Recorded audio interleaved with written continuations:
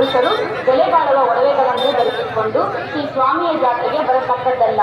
ನಿಮ್ಮ mobile, purse ಹಾಗೂ ಚಿನ್ನದ ಆಭರಣಗಳ ಕಡೆ ಹೆಚ್ಚಿನ ಗಮನವಿರಲಿ.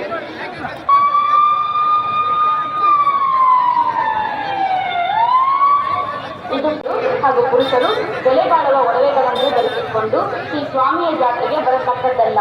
ನಿಮ್ಮ ಮೊಬೈಲ್, ಪರ್ಸ್ ಹಾಗೂ ಚಿನ್ನದ ಆಭರಣಗಳ ಕಡೆ ಹೆಚ್ಚಿನ ಗಮನವಿರಲಿ.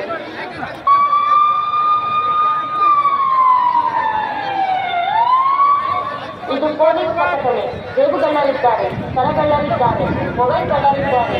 ಎಚ್ಚರಿಕೆ! ನಿಮಗೆ ಗೊತ್ತಾಗದ ಹಾಗೆ ನಿಮ್ಮ ಮೊಬೈಲ್